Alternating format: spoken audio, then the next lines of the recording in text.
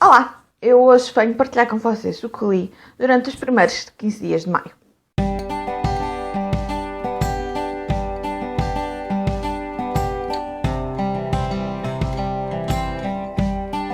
Tal como falei no último vídeo de leituras, eu andava a pensar fazer algo diferente.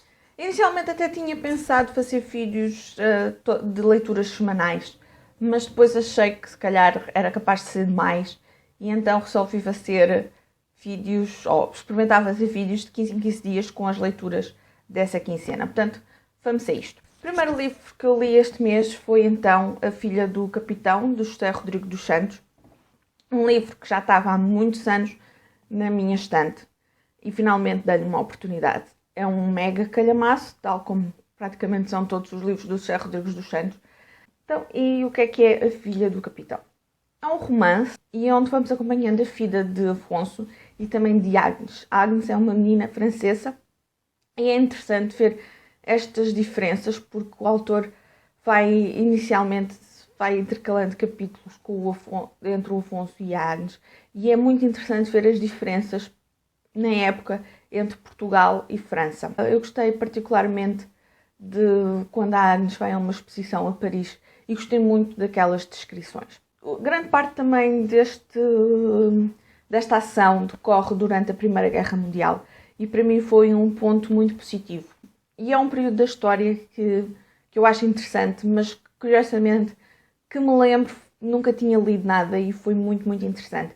As descrições que o José Rodrigues dos Santos faz sobre as trincheiras, sobre as condições de vida dos portugueses, que sabíamos que sabia que durante a Primeira Guerra Mundial tinham sido muito duras. As condições das trincheiras foram brutais e esse relato que ele faz, eu gostei bastante. No entanto, acho que o autor acha-se alonga demasiado. Por exemplo, neste livro temos várias conversas sobre religião, sobre o sentido da vida e confesso que me aborreceram porque são demasiado, percebem? Mesmo a parte da Primeira Guerra Mundial, às vezes tenho a sensação que o autor se esquece um pouco do enredo do livro e o que ele nos está a fazer é passar a informação, a debitar informação. Informação essa que ele recolheu nas suas pesquisas, mas tornam os livros...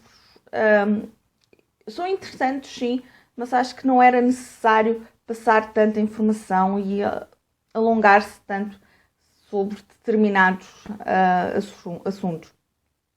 Mas pronto, foi uma boa leitura. Eu tinha muitas expectativas neste livro, porque tinha-me sempre recomendado já há muitos anos como um dos melhores livros do autor, um dos melhores romances, e daí eu tinha muitas expectativas.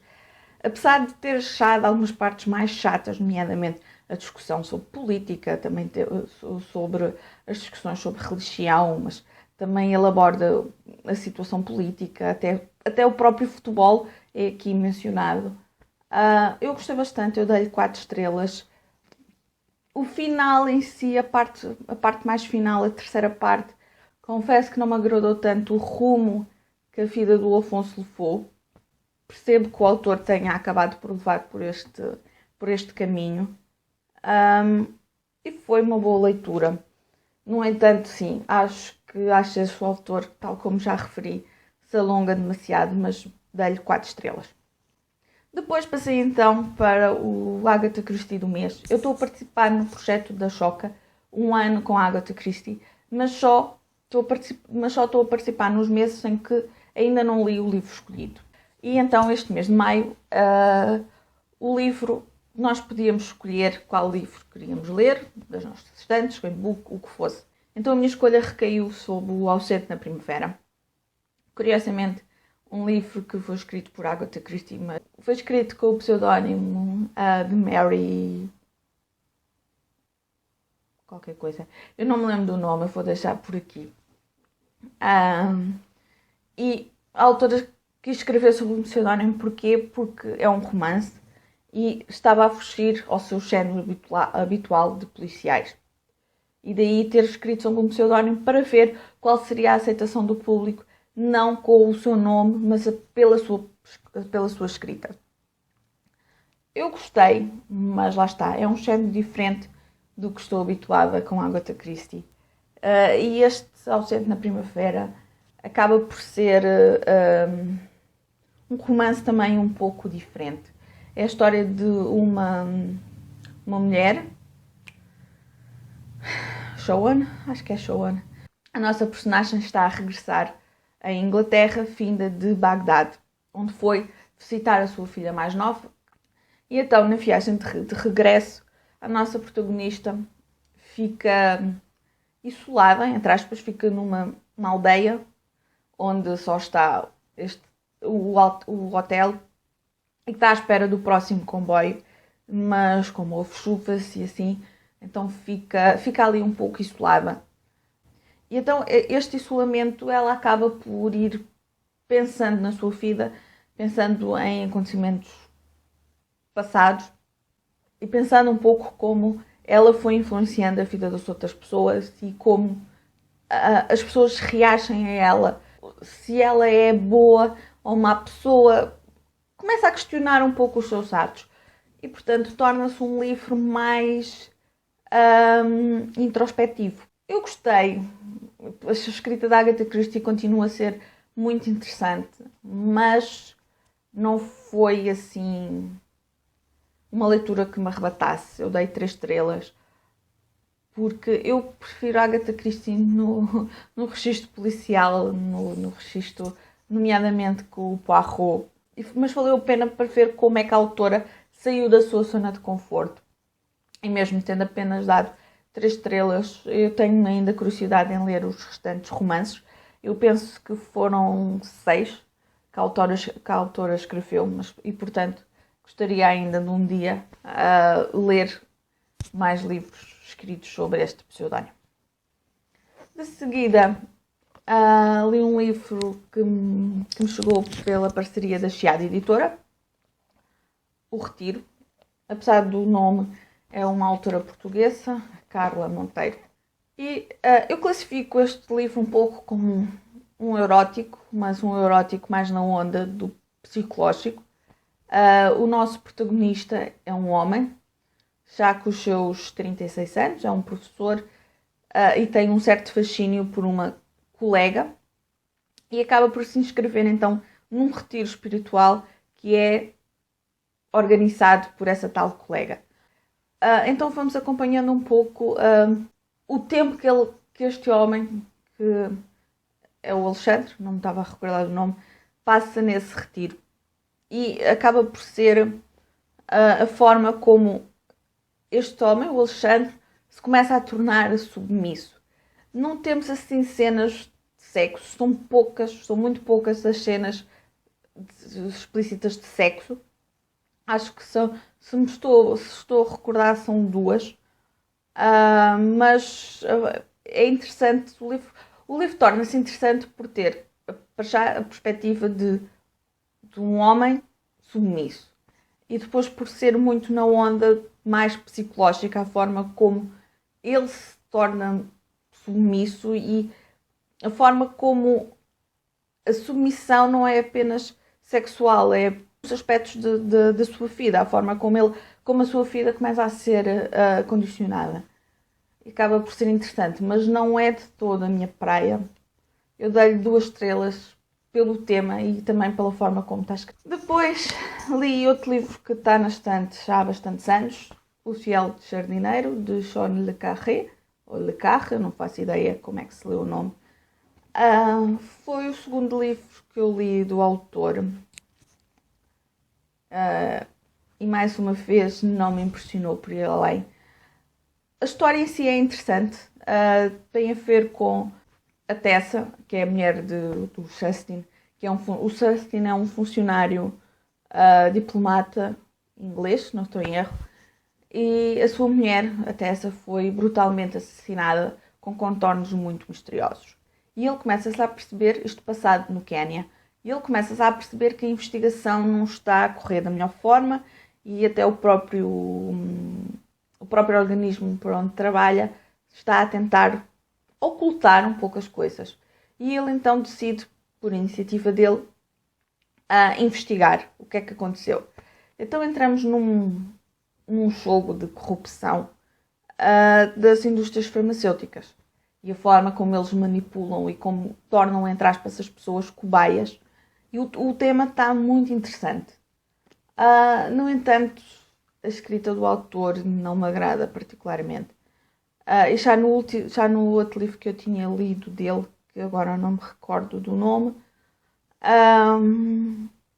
também não me tinha agradado. É uma escrita que ele vai misturando e estamos no presente e depois no parágrafo a seguir já podemos estar no passado com uma recordação do personagem. E aquela transição para mim não funciona muito bem, porque não temos indicação nem por a letra ser diferente, nem nada disso, nem nenhum espaçamento. Eu confesso que isso me baralha e às vezes tenho que voltar atrás para ler e para me aperceber, não, espera, isto é uma recordação. Não me agrada particularmente esse tipo de escrita. E também muitas vezes achei que o autor estava a enrolar um bocado. O início, o ritmo é muito lento. Depois, quando começamos então com o Justin a fazer a sua própria investigação, as coisas melhoram um bocadinho, mas mesmo assim tem um estilo muito... como se fosse um relato de inquéritos policiais ou algo assim do género. E acho que o autor se alonga um bocado e anda ali a enrolar, a engonhar. Portanto, eu dei-lhe 2 estrelas. Depois li um livro pequeno e que me foi emprestado, mas que não constou naquele vídeo porque apareceu cá depois. Estou a falar de Ninguém Escreve ao Coronel, de Gabriel Garcia Marques. Este foi o 3º livro que eu li. É muito pequenino e é a história de um antigo coronel que mora com a sua mulher, mas são muito pobres, têm muitas dificuldades financeiras, principalmente após a morte do seu filho. E estas dificuldades financeiras passam por não ter capacidade para ter dinheiro até próprio para comer, mas depois têm um galo que pertencia ao filho e estão a tentar e tentam dar comida ao galo. Mas o Ninguém Escreve ao Coronel é porque todas as sextas-feiras chega ao correio àquela aldeia e o coronel está sempre à espera de uma carta, de um processo que está à espera que termine, e ninguém escreve ao coronel. A história até é interessante, mas é tão pequenina. Eu dei-lhe apenas 3 estrelas, porque realmente eu queria mais. E a escrita é muito boa, eu gosto muito da escrita, mas a história senti que queria mais desenvolvimento, daí essas 3 estrelas. Depois li um conto de Karina Roça, Sonhos Malditos. Desde que a autora publicou o conto que eu tinha muita curiosidade e finalmente dei-lhe uma oportunidade. Eu atribuí-lhe 3 estrelas. É um conto mais na onda do fantástico. Temos Teresa, que é uma vidente, e o nosso protagonista é Henrique. E o protagonista feminino tem aqui um pormenor que eu não vou revelar, porque lá está, é um conto, acaba por ser uma história mais pequena e não quero lançar spoilers, mas é uma história que está repleta assim de mais contornos com magia e fantástico, portanto, para quem gosta do género é uma boa aposta. Eu dei-lhe 3 estrelas porque lá está, é um conto e eu senti falta de mais. E o final deixa-nos... O que é que acontece? Eu tenho sempre este problema com os contos, portanto, quero sempre mais. Depois li o 2º livro da trilogia juvenil de Isabel Allende, As Memórias de Chaguar e Águia, da Águia e Chaguar, não estou bem certa. Eu li o primeiro volume, A Cidade dos Deuses Selvagens, o mês passado, e resolvi pegar já no 2º volume, O Reino do Dragão de Ouro. E se já o primeiro volume não me tinha convencido totalmente, apesar de lhe ter dado 3 estrelas, porque a história até me agradou, este 2º volume não foi de todo uma leitura muito para ser óssea. Eu dei-lhe apenas 2 estrelas. Eu achei tudo muito irreal. Eu sei que é típico nas aventuras juvenis, nos livros de aventuras juvenis, histórias assim um pouco mais reais, um pouco que as nossas... Não nos podemos esquecer que as nossas protagonistas são adolescentes ou crianças e acabam por resolver tudo e mais alguma coisa, passarem por muitos perigos. E não, achei... Não, eu tive mesmo muita dificuldade em conseguir ultrapassar esta estranheza. Nesta vez, isto é passado nos Himalaias. A Kate, a avó do Alexander, é repórter. O Alexander acaba por pretender acompanhar a avó e vai, até aí. Não, apesar de estranhar, não me estranhou tanto do que, por exemplo, a Kate confida a Nádia, porque Nádia é uma menina brasileira, não tem nenhum grau de parentesco com a Kate, portanto, o pai de Nádia lá lhe dá autorização para ela ir para os Estados Unidos visitar a Kate e depois esta pega na Nádia e leva para os Himalaias. E eu achei isso muito estranho. Depois, além disto, a Nádia leva o seu macaquinho consigo no avião, ao pé dela. Num dos voos levam na caixinha, mas ao pé dela, e no outro já vai o macaquinho junto do seu ombro. E não me agradou. Eu dei-lhe apenas 2 estrelas. A escrita da autora, eu continuo a gostar da escrita da autora. Eu gosto bastante e quero continuar a ler mais livros da Isabel Allende. Esta história, mesmo sendo juvenil e pronto, como é óbvio, não faz parte da minha faixa etária, não sei, tenho dificuldade em conseguir falar, porque eu achei tudo mesmo muito irreal e não me convenceu. Eu vou ler ainda o 3º volume, porque o tenho na estante e quero terminar a trilogia, porque assim é mais uma trilogia terminada, e talvez leia ainda este mês ou para o mês seguinte. Achei este ainda mais irreal que o primeiro e por isso essas 2 estrelas. E pronto, foram estas as minhas leituras destes primeiros 15 dias de maio. Eu depois provavelmente início de junho, faço o vídeo das leituras da segunda quinzena de maio. E pronto, por hoje é tudo. Um beijinho e até ao próximo vídeo.